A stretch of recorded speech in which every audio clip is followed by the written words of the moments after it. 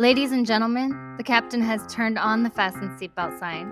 If you haven't already done so, please make sure the volume of this podcast is set perfectly to your listening enjoyment. Please take your seat, whether that's on the treadmill, car, sofa, or bed, and buckle in for the last trip. My name is Jamie Beebe, and I'll be your tour guide recreating someone's last day in paradise. On behalf of myself and everyone behind the scenes, please enjoy the Last Trip podcast. And because nobody likes a long flight to get to where they want to be, let's prepare for takeoff.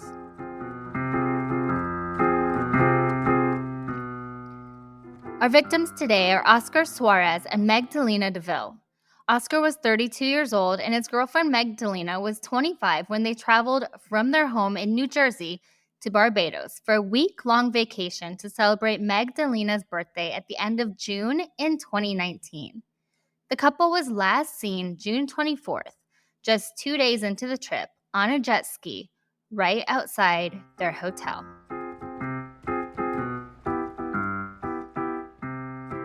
I actually stopped in Barbados a few years ago while I was on a cruise through the Caribbean, and I totally loved it. It's a beautiful island country that had a population of about 287,000 people in 2019. And it's pretty small, with the widest point being about 21 miles across. Getting off the cruise, I only spent a day there, and I'd love to go back and do some exploring. But overall, I think I got a pretty good feel for the place. It's exactly how you think it would be, with the white sands and clear blue water. The tourist areas by the port were full of shops, there were excursions, photo ops, and of course, lots of tourists. I went snorkeling, saw tons of sea turtles, and then mostly relaxed on the beach the day I was there. It's the easternmost Caribbean island, and it's less than 1 million years old, which seems super old to me, but to put it in comparison, Madagascar is about 88 million years old. Barbados was created when the Atlantic crustal and Caribbean plates collided along with a volcanic eruption. And then later coral formed all around it about 300 feet out from the shore, which makes it geologically unique because it's actually two land masses that merged together over the years. The first people to arrive there were from Venezuela in long dugout canoes. And keep in mind that traveling that far would be pretty dangerous for most boats today, much less back then, which was around the year 600. The second wave of settlers were called the Arawaks, and they appeared around 800 AD. They were short, olive-skinned people who bound their foreheads during infancy to slope it into a point. And yes, you heard that right. When the babies were born, they tied things around their heads so they would grow into a point. It's probably good we no longer do that, but it does sound pretty interesting nonetheless. They also wore a lot of black and white body paint, and the influential members of the tribe wore nose rings made of copper and gold alloys. So all in all, they probably looked a lot like the guys I normally date, covered in tattoos and piercings, of course, without the long pointy heads. Around the year 1200, the Arawaks were conquered by the Caribs, who were a taller and stronger tribe. They used poison on their bow and arrows to paralyze their prey, so with that info, I assume that's how they took Barbados from the Arawaks. The Portuguese were the next to arrive, and they named the island Los Barbados, which means bearded ones.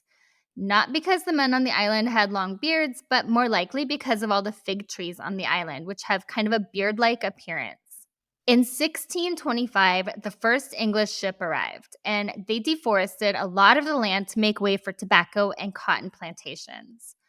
In the 1630s, sugarcane was introduced, and most of the work to get the sugar was done by slaves.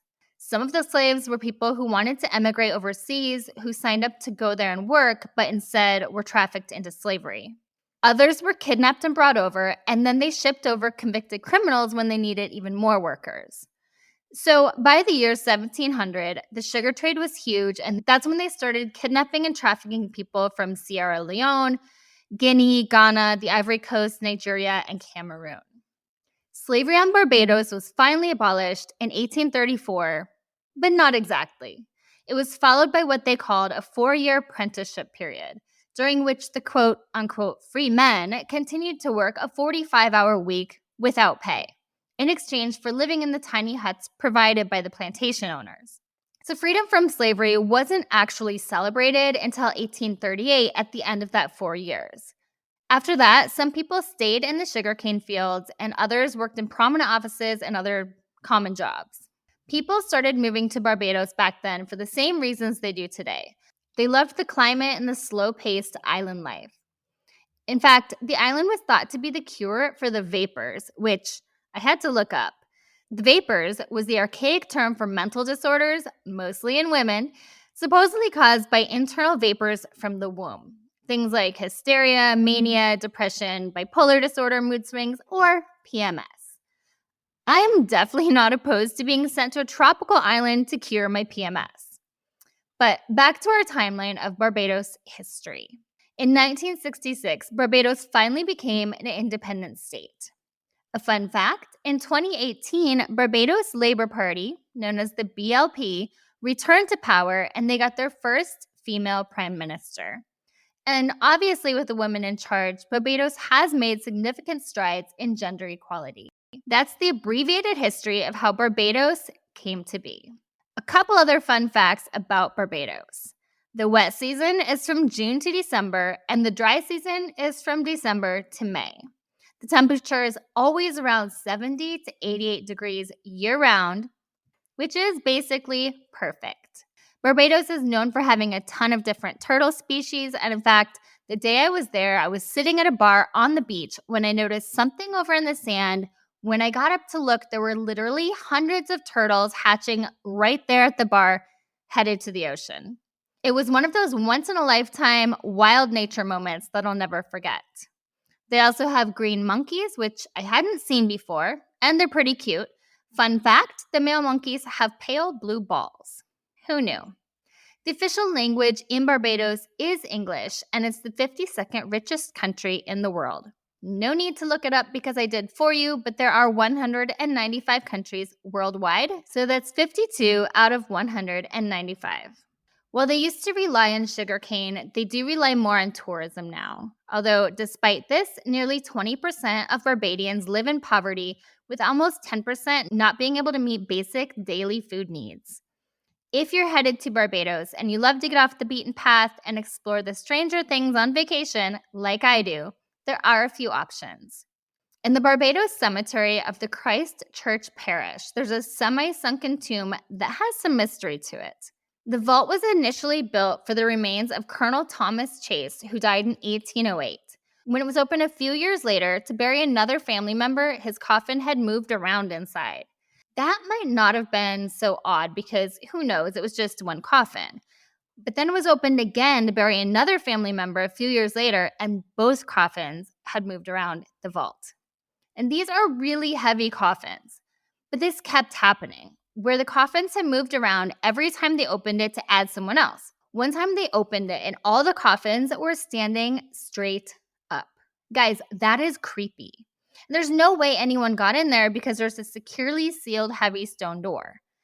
Theories included flooding or gas buildup, but a lot of people thought it was something paranormal or a curse.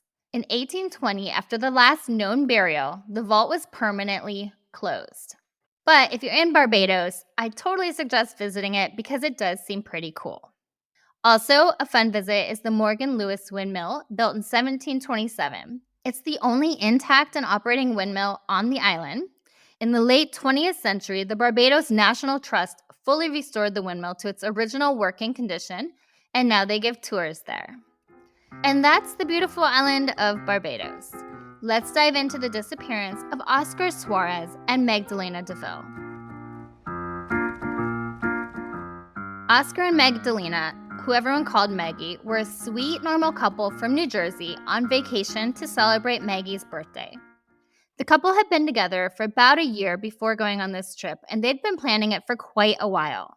They were originally planning to go to the Dominican Republic, but with the recent travel safety concerns there at the time, family members said they changed their minds last minute and booked the seemingly safer Barbados instead. For context about the Dominican, this was around the time there were a bunch of people dying at resorts there, and no one knew why. No one really still knows why, but authorities think it was from drinking bad alcohol or possibly carbon monoxide poisoning. Knowing what we know now, it's pretty ironic and serious foreshadowing that they worried so much about safety concerns before leaving on this trip. Oscar has two children, Elias, who was 10 at the time his dad went missing, and Tatiana, who was only 5, both from a previous marriage. The kids obviously had a really hard time understanding why their father didn't come home and why there were no answers to what happened to him. Oscar was the type of father that would never go a day without FaceTiming his kids, so they were affected the very minute he went missing. It was written on the Bring Back Oscar and Maggie Instagram page that he was a single dad with full custody of his children. His cousin, David Monzon, called him an amazing father, brother, and friend. And Oscar's Facebook page stated he was a father above all else. His children were everything to him. After Oscar went missing, his children's mother, Kathy Ortiz, was clearly distraught, saying, "The kids have been wondering. My daughter's crying. I just keep saying he has no service, so we have to wait for him to have service to call." She added, "I called that night. Nothing. I text. My text messages don't even get delivered." Oscar was well loved by his family and friends, and something like this happening to him was not what anyone saw coming. Oscar worked as an assistant director of dining services at a Montclair, New Jersey company called Compass Group, which was also where Maggie worked as a baker. Maggie loved baking and really had a passion for it. It was more than just a job for her. Her Instagram profile read, "You name it, I bake it." And her Instagram feed was full of images of treats she baked. She took orders online from anyone that sent her an idea of what they wanted. She loved baking pastries, pies, gluten-free food, vegan food, cakes, and all kinds of things that really looked tasty. Maggie's family was considerably quieter than Oscar's when dealing with the media, so there's much less known in the public eye about Maggie. But Maggie and her family were very close, and they obviously loved her and still miss her. Members of both families flew out to Barbados to help with the search efforts, hoping for a happy outcome. Now let's cover the timeline and the facts in this case. The couple left New Jersey and checked into their shared room at the all-inclusive Discovery Bay Hotel in St. James, which is about 9 miles from the capital of Bridgetown, on June 22nd, 2019.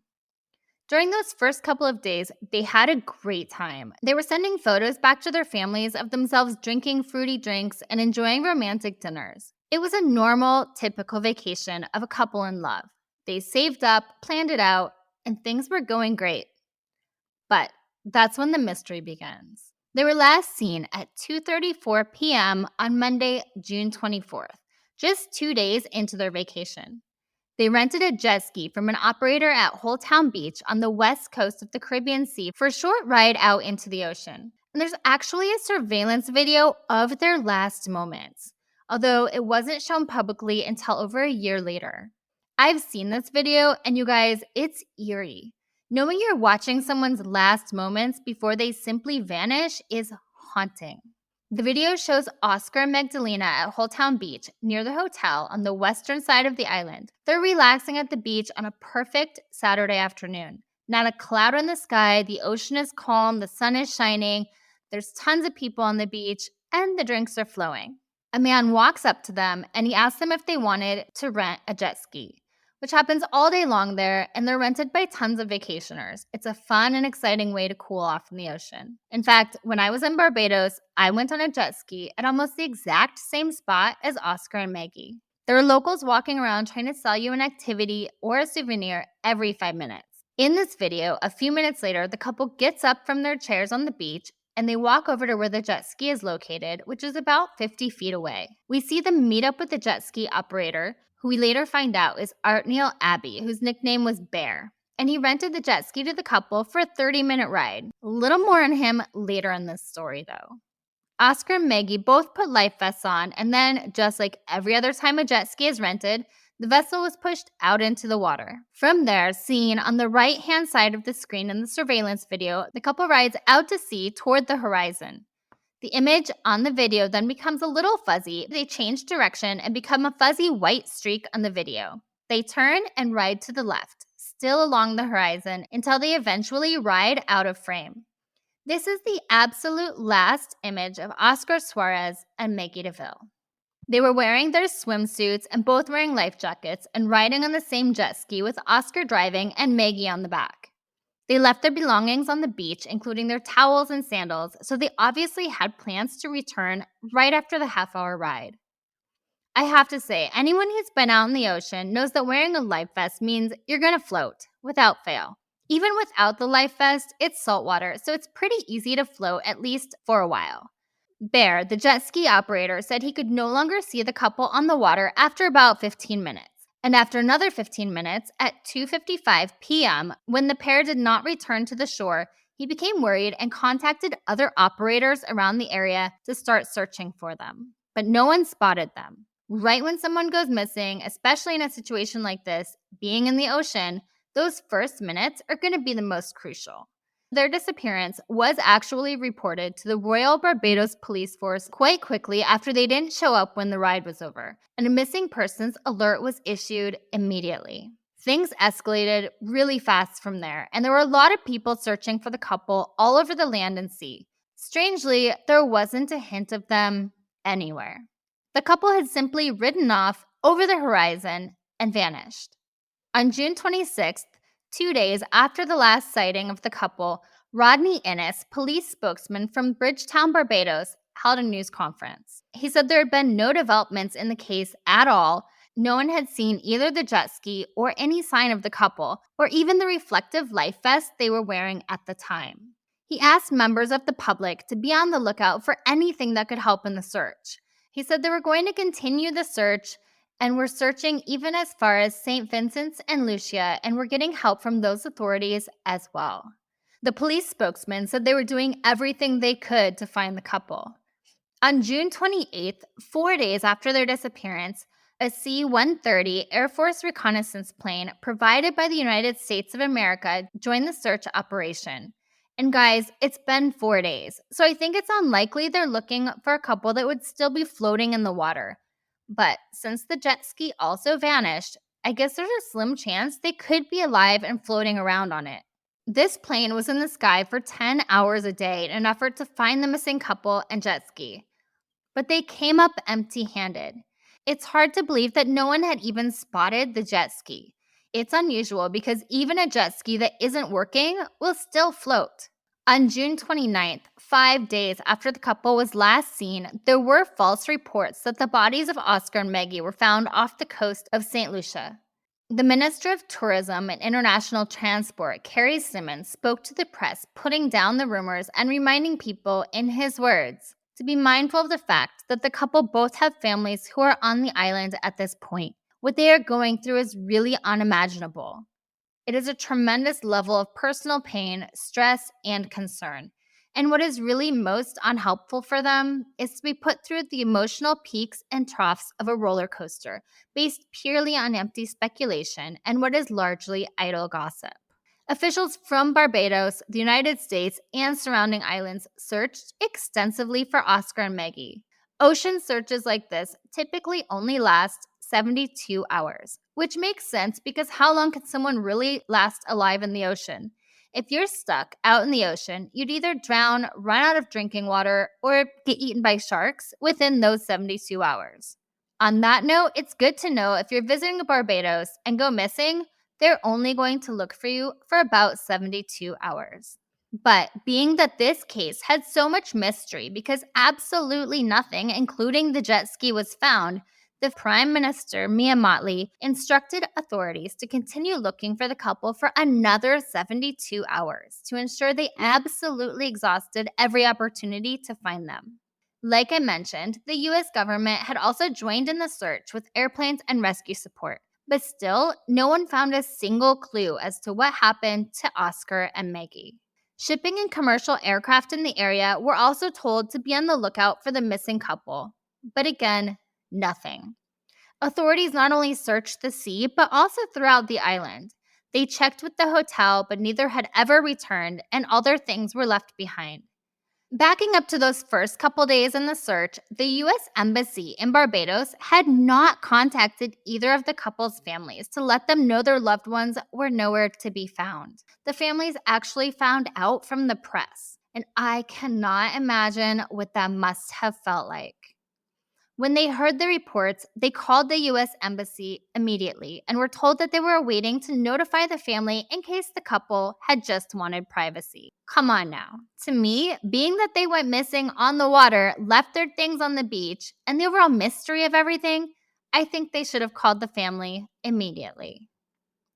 As soon as Oscar and Maggie's families found out they were missing, they were on the next flight to Barbados. They were obviously distraught, worried, and overwhelmed, not to mention upset that they hadn't been notified earlier. You never think it's going to be your family that has to go through something like this. It's really that case of when your worst fear becomes a reality. Oscar's cousin got to work the minute they landed, spending the entire day walking up and down the beach, interviewing guests at the hotel, handing out flyers to anyone who may have seen them on the beach or on the jet ski. The family just wanted answers or really any information at all, but they were getting absolutely nothing from the authorities. The couple was supposed to fly home on June 29th, but just a day later, the search was officially called off. At 6:30 p.m. on Sunday, June 30th, they deemed the search unsuccessful, and authorities in Barbados called it off and completely stopped searching. The U.S. military aircraft had ended their search a couple of days earlier. It's not that they didn't try to find them. The search had covered more than 600 nautical miles and included police, the local Coast Guard, regional security forces, and the U.S. Air Force. The family felt like they called off the search way too early.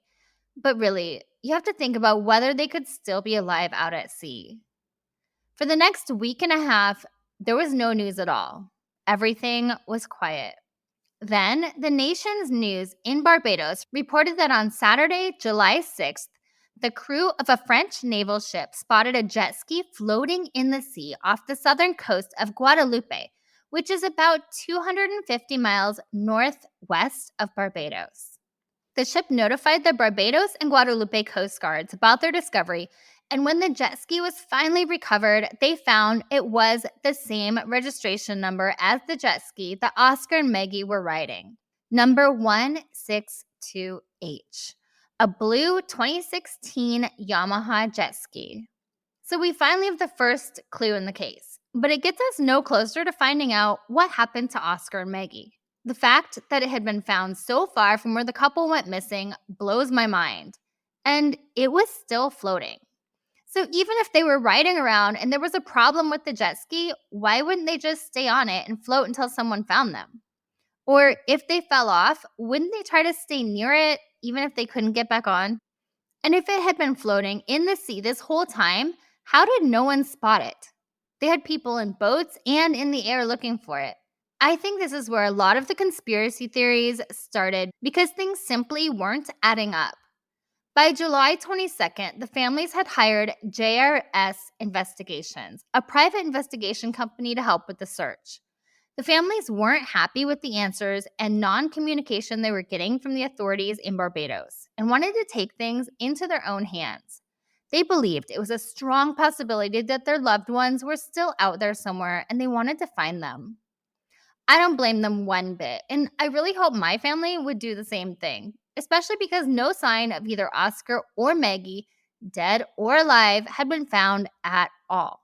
The private investigation company the families hired chartered a vessel with a small crew and set out to start searching the islands in the area that the couple could have possibly made it to. But on August 19th, the family stated that despite the PI working with them for over 2 weeks in a search and rescue operation covering the western islands from Guadeloupe all the way down to Tobago, and continuing the search in Barbados looking at additional camera footage and ground investigation, there were still no findings at all that would help to locate Oscar or Maggie.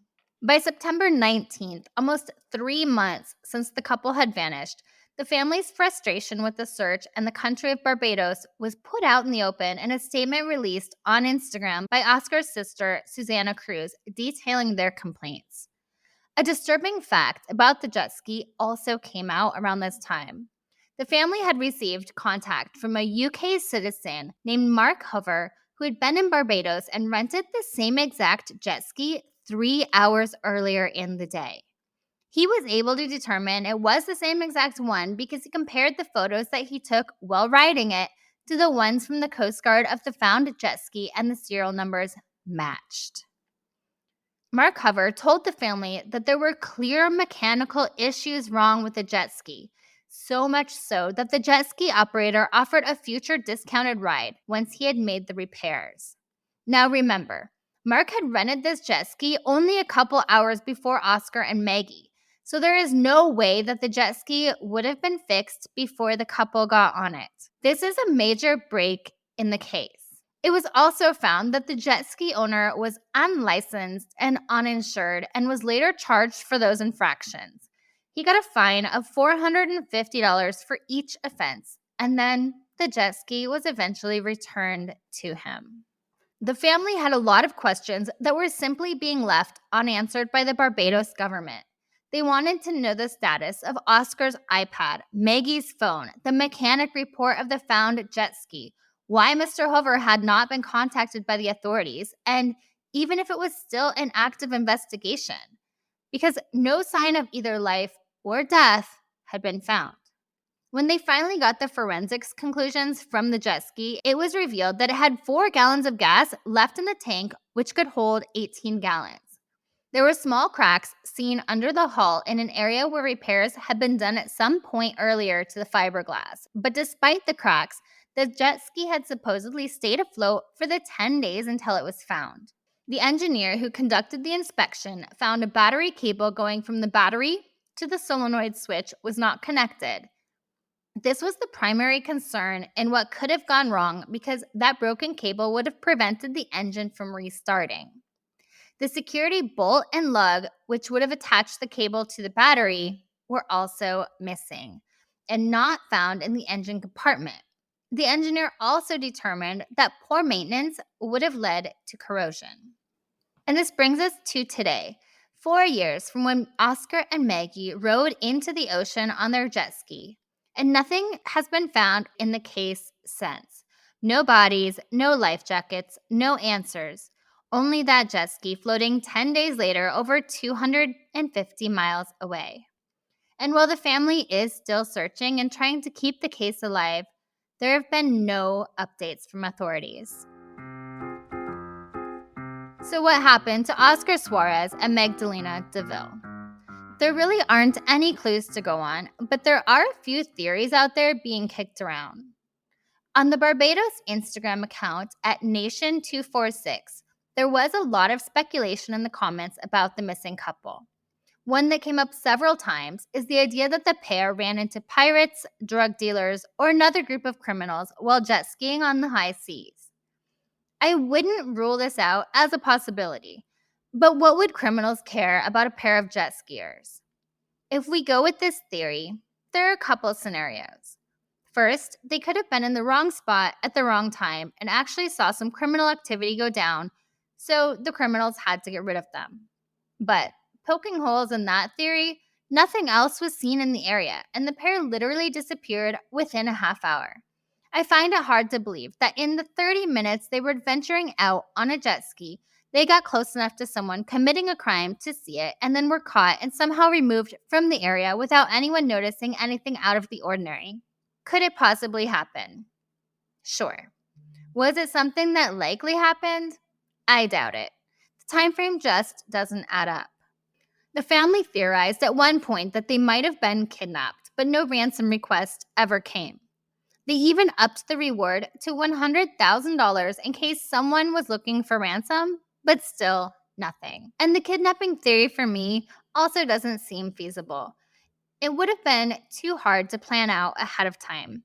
If there were kidnappers just waiting around in the ocean to kidnap someone on a jet ski, I think someone would have seen something, especially because the search party went out so quickly. Another theory is that they arranged to disappear from their lives, that they planned it out, had someone pick them up at sea, and are living happily ever after somewhere under the radar. There is a lot of reasons this doesn't work for me. First, that's a lot of planning, and by all accounts, it didn't look like they even planned to ride a jet ski that day. The jet ski operator randomly went up to them like he did everyone else on the beach, and they made a spur-of-the-moment decision to go out on it. Also, they left everything behind. Their luggage, their kids and family, even their shoes. None of the money in their accounts has ever been used, and there was no secret account where they were saving money. It was speculated that they did it for the insurance money, but again, they both went missing and weren't the beneficiaries of each other's insurance. So neither of them would be able to benefit financially in that scenario. And also, where would they have gone? Did the jet ski hold enough gas to make it to another island?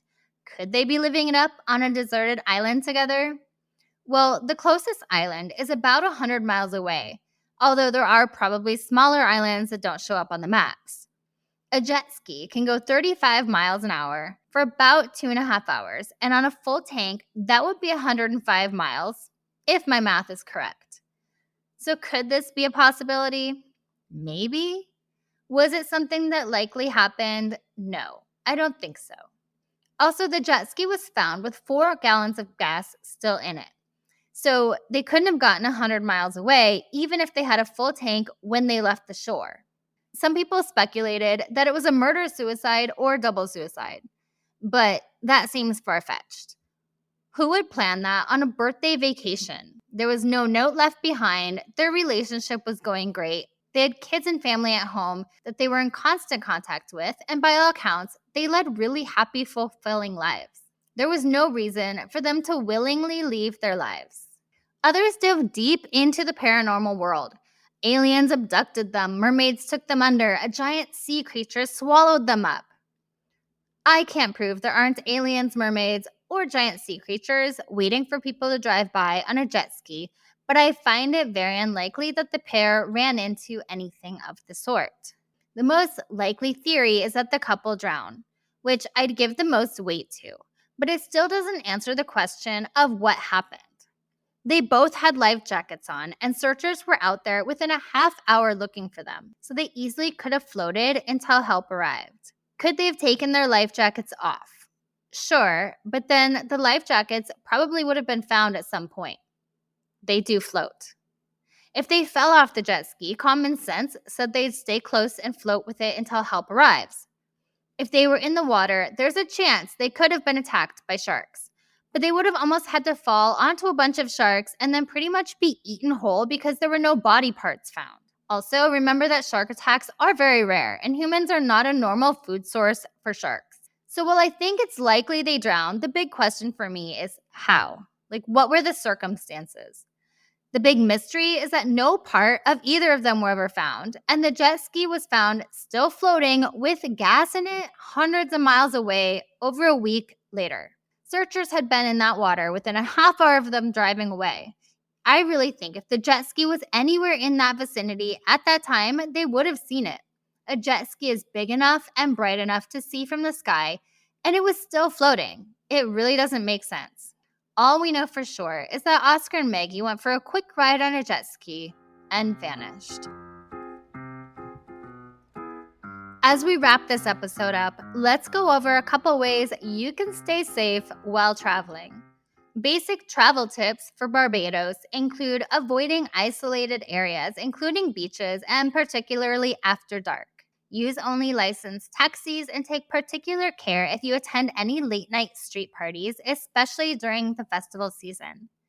Don't carry large amounts of cash or jewelry. Leave your valuables and travel documents in a safety deposit box or hotel safe. Or just leave anything like that at home because you really don't need it on vacation anyway. One thing to be mindful of in Barbados is that public displays of affection like hand-holding or kissing between opposite or same-sex couples are uncommon. And unfortunately, LGBTQ+ travelers should add extra caution because some acts between same-sex couples are still considered illegal there. So at the least, public displays of affection may attract unwanted and negative attention. It's good to remember that no matter where you are traveling, it's really important to research local laws and customs, whether you agree with them or not. Per the Royal Barbados Police Force, it's an offense in Barbados to wear the disruptive pattern known as camouflage. Wearing any form of camouflage is illegal, so don't dress in it or even carry a purse or backpack made of camouflage material. I'd avoid it altogether if you're heading to the island. I remember before disembarking in Barbados from the cruise ship, they reminded all the passengers of that and even did a quick check as we hopped off the ship. Being mindful of proper dress codes wherever you are is important. Topless and nude bathing on Barbados beaches is illegal. Wearing a bikini or swim trunks off the beach and into town is not appreciated. And formal attire like skirts or pants is necessary at a Barbadian bank. While I never condone drug use and find it extremely important to limit your drinking while traveling, keep in mind that recreational use of cannabis is still illegal in Barbados, although the medical and spiritual use for registered Rastafarians is allowed. Also, smoking is not allowed in public places, including the beaches. You should only smoke in places where secondhand smoke is unlikely to affect other people.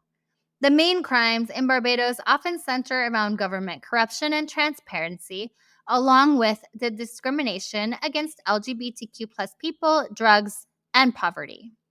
Although, if you're wondering, the violent crime rate in Barbados is typically lower than that of the United States. Whenever you're traveling, always inform someone about your plans before going anywhere. Tell someone reliable where you're going, what you'll be doing, and when to expect you back. And my number one tip to staying alive on vacation is to pay attention to your gut. If something doesn't feel right, it isn't. As we come in for landing, anyone with information on Oscar Suarez or Magdalena Devil who went missing while vacationing in Holetown Beach, Barbados, can call the Holetown Police Station at 419-1700. Or Crime Stoppers at 1-800-TIPS, which is 1-800-8477. Or email bringbackoscarandmaggie@gmail.com to send information to the family. The reward being offered for any information that helps find the couple is $100,000. Magdalena Devil, who went by Maggie, was 25 years old at the time of her disappearance. She is 5 feet 7 inches tall and weighed 165 pounds. She's African American and has black hair, dark eyes, and dark skin. She has one tattoo located on her rib. Oscar Suarez was 32 years old at the time of his disappearance. He is 5 feet 7 inches tall and weighed 210 pounds. He has 3 tattoos located on his hand, chest, and arm. Oscar is Hispanic with slight facial hair, dark eyes, dark hair, and olive skin. If anyone out there has any information on this couple and what happened to them, please speak up so their families can find some peace. And finally, remember to leave a review and rate this podcast 5 stars if you like the show, or hell, even if you don't. But either way, feel free to let me know what you think. Please follow The Last Trip on Instagram at The Last Trip Crime Pod and subscribe on Patreon to support the show. You'll get extra research, videos, photos, and updates, and even learn more about my personal travels at patreon.com/thelasttrippodcast. I'm Jamie Beebe, bringing you your last trip and signing off until the next one. Thanks for listening.